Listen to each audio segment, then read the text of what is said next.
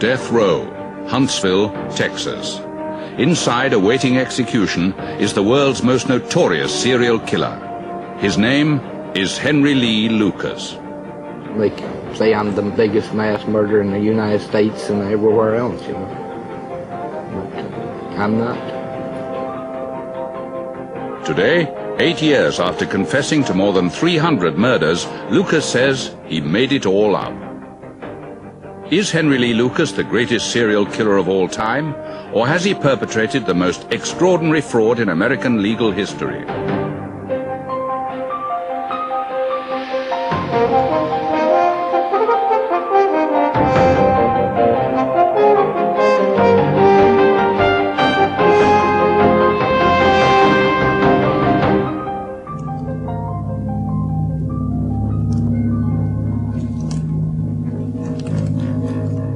I took her panties and her bra off, and I had sexual intercourse. Well, after that, I cut her up in little teeny pieces.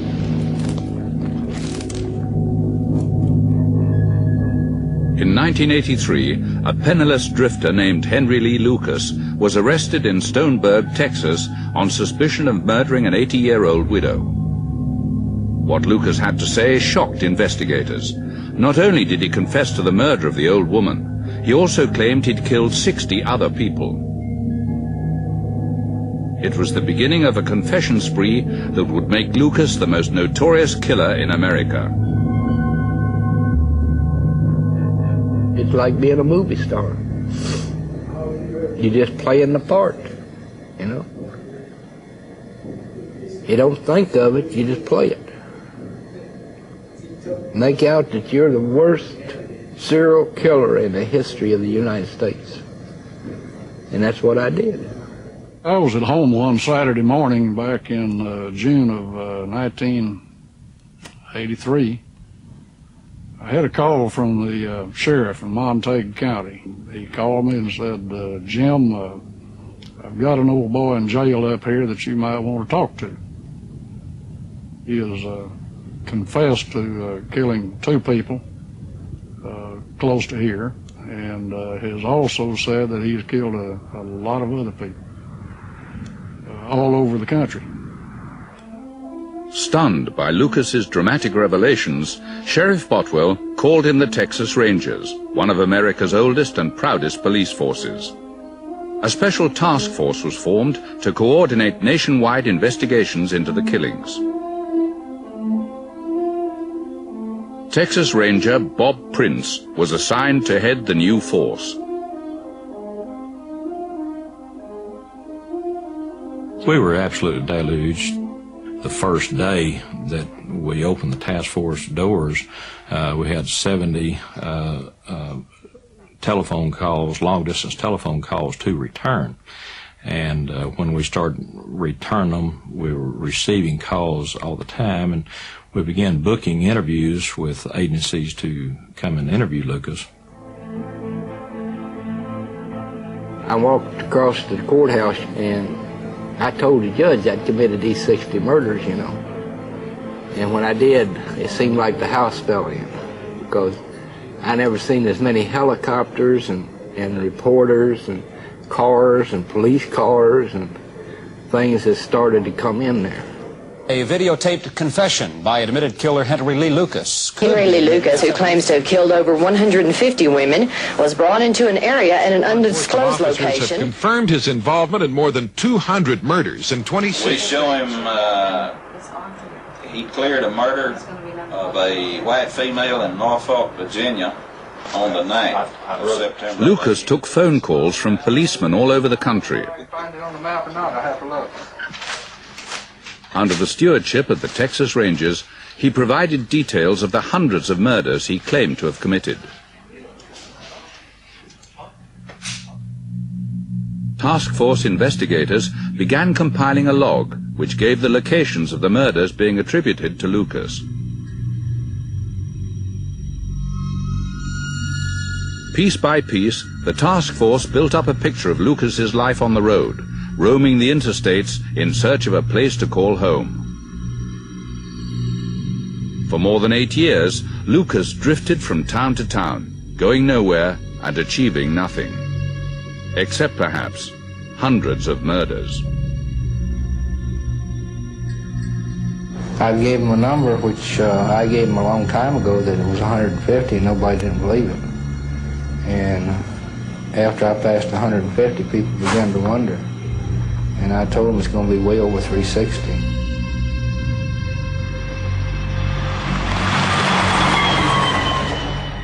In tape-recorded confessions, Lucas provided gruesome details of his 8-year orgy of killing. I've killed by strangulation, I've killed by knifings, I've killed by hit and runs, shootings, robberies, hangings, every type of crime, I've done it.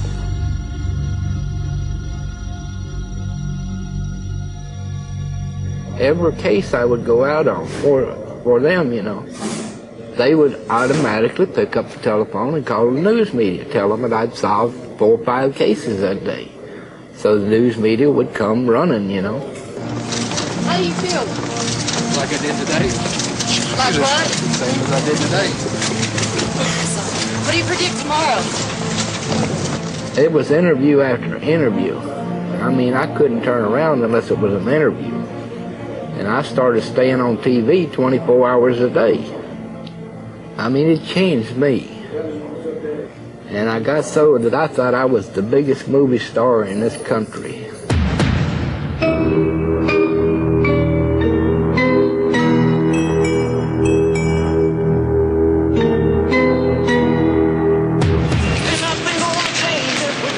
Real nice smile you got there. Thank you. Goodbye. Bye.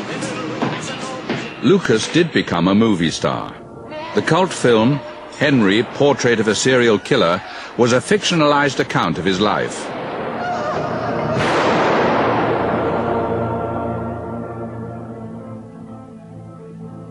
Elvis Presley was supposed to be the biggest shot, but I think I even beat Elvis Presley.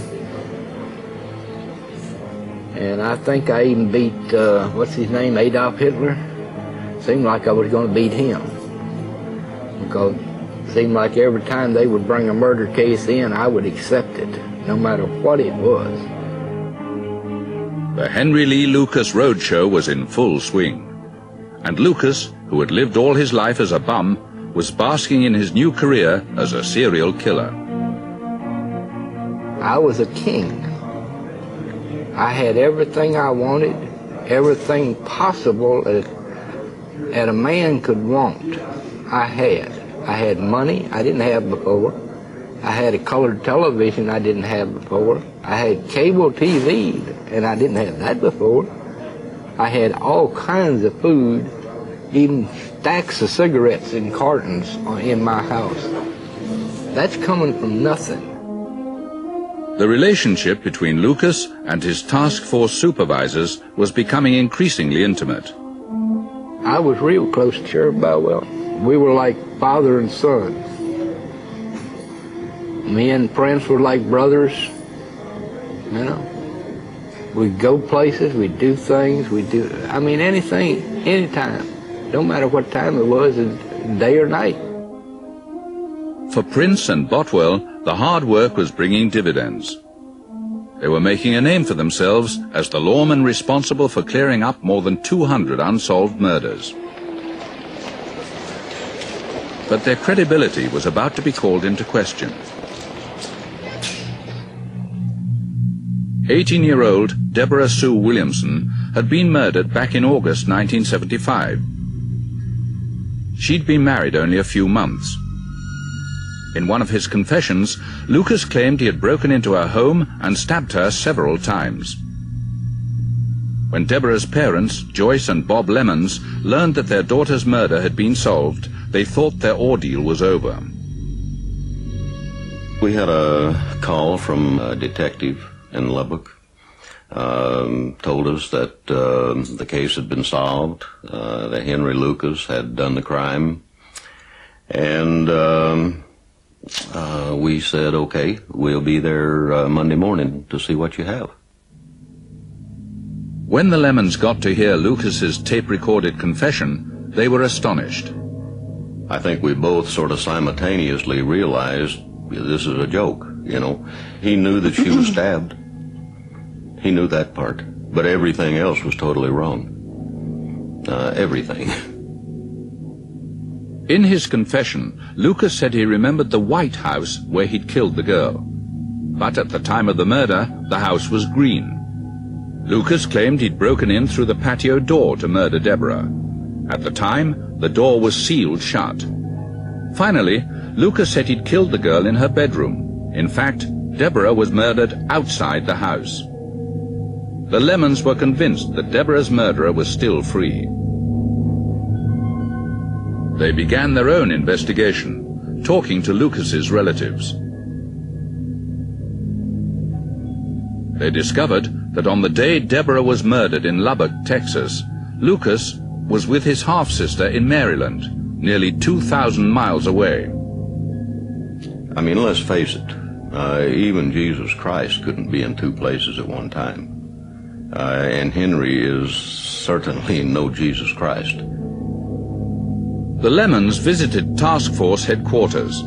They told Jim Botwell and Bob Prince they'd got the wrong man. We went, you know, pleading with them to just listen to this, just hear this. They were not receptive to that at all. The fact of the matter is, Bob Prince gave me the alternative of either leave on your own power or we'll throw you out. What did you think of their investigation? Of the Lemons? Oh, I have no comment about the Lemons.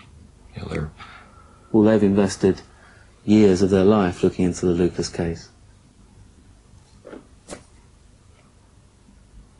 I have no interest in that. In Waco, Texas, District Attorney Vic Feazell was also having doubts about the Lucas confessions. He was preparing to prosecute 3 murder cases for which Lucas had already claimed responsibility. But the deeper Feazell got into the case, the more worried he became by the lack of any corroborating evidence. All there are is confessions. That means just Henry's word that he killed these people. No fingerprints, no hair samples, no eyewitnesses, no blood samples, no forensic evidence at all. I don't know if in England you know who Freddy Krueger is, Nightmare on Elm Street. I'm telling you, Freddy Krueger couldn't have committed these murders without leaving some kind of clue.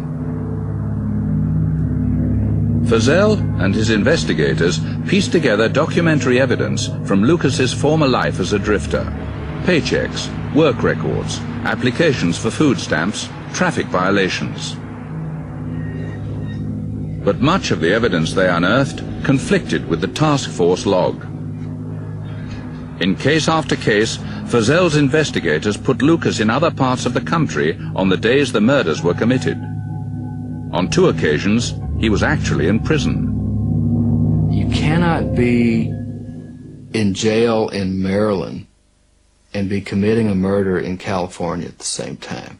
You cannot be getting a traffic ticket in Florida and committing a murder in Texas at the same time. When we started finding this information, suddenly in our office, we gave Henry the nickname of Rocket Man, because he had to have had a rocket to get around the U.S. to commit these kinds of murders like he was doing. There was just no way that it was physically possible.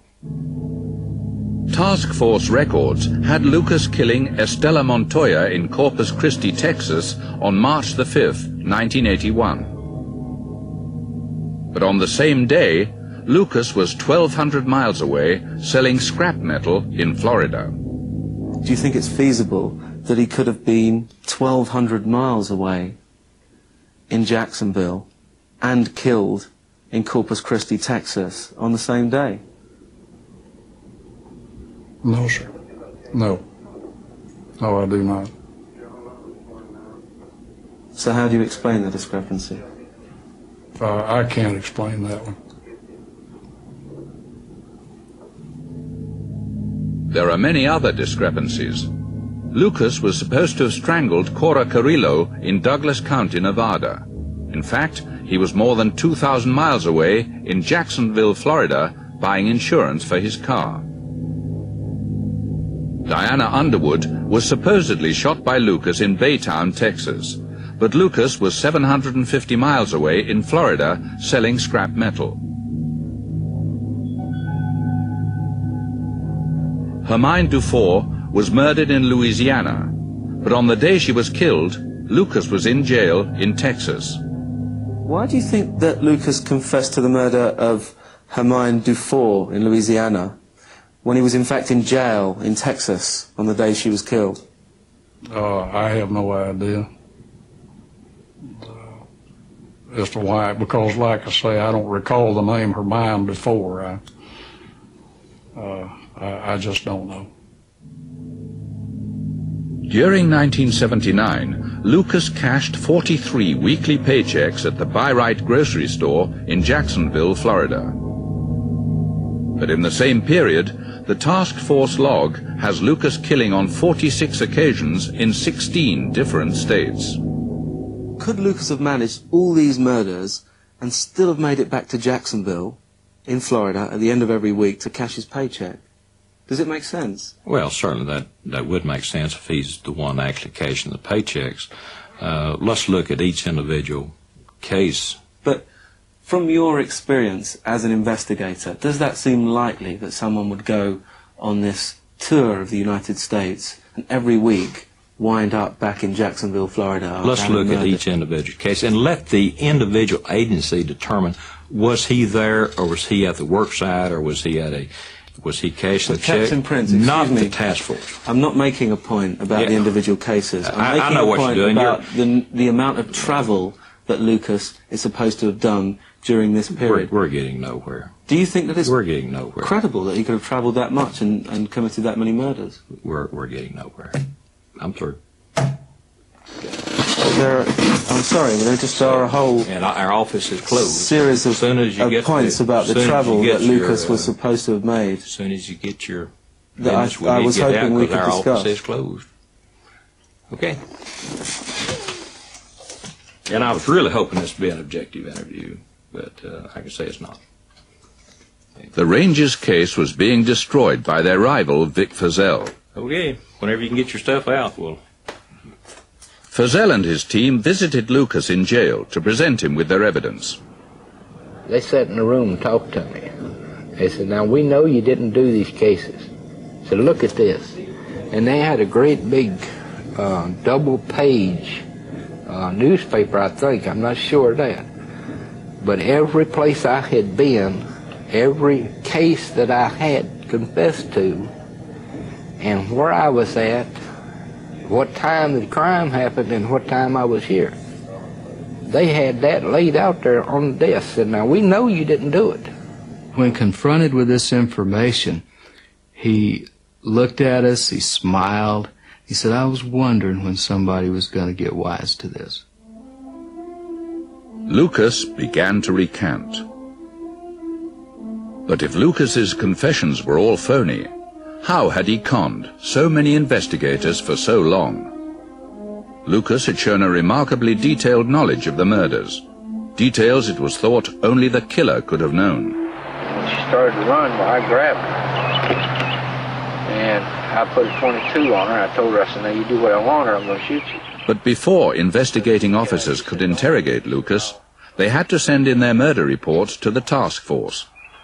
I believe the Rangers, in particular Prince and Boutwell, were purposefully tutoring and coaching Henry on what to say, letting him read these offense reports that contained all the facts. I didn't go to them and say, now look, I got a murder case down the road here. You know, let me tell you about it. It didn't happen that way.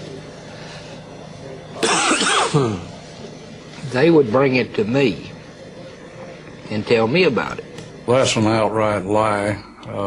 As I said earlier, the task force was set up to make him available to other officers. We did not feed him information.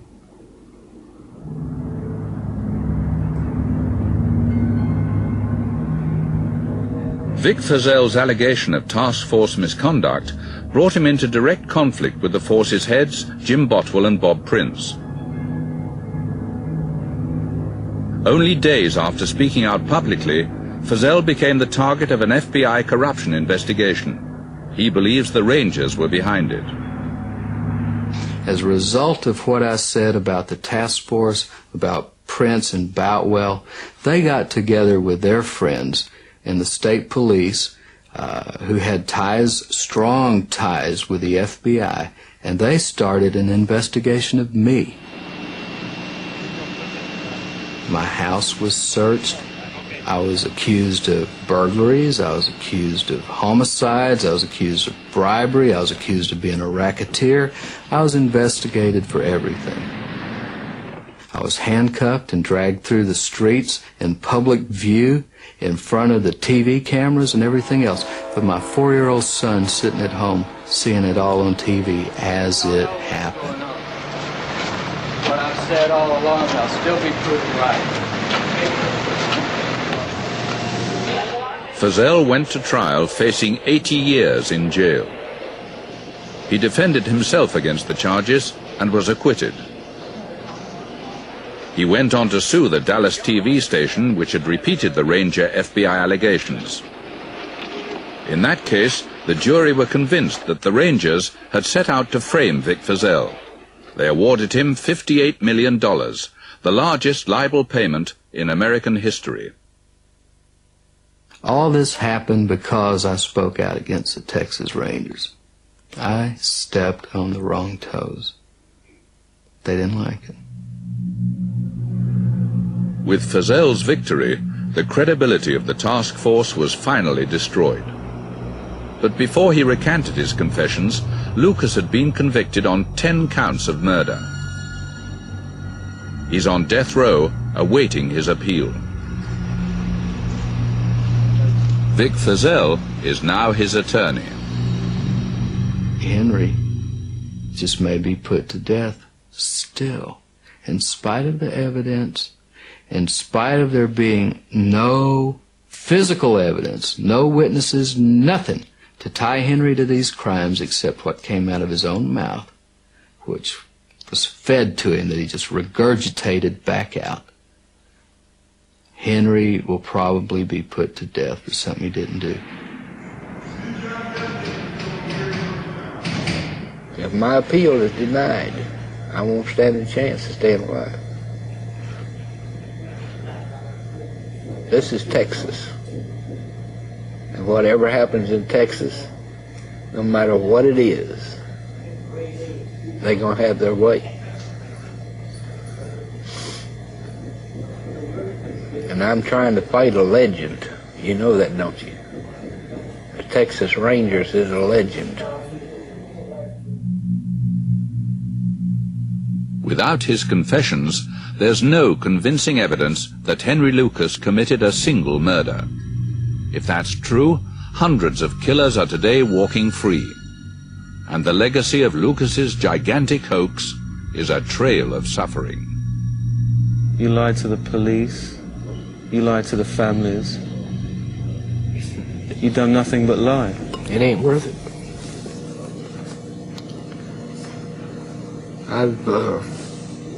I know that a lot of people, unless they put themselves in the type of life I lived, wouldn't understand. Do you feel ashamed of what you've done? No.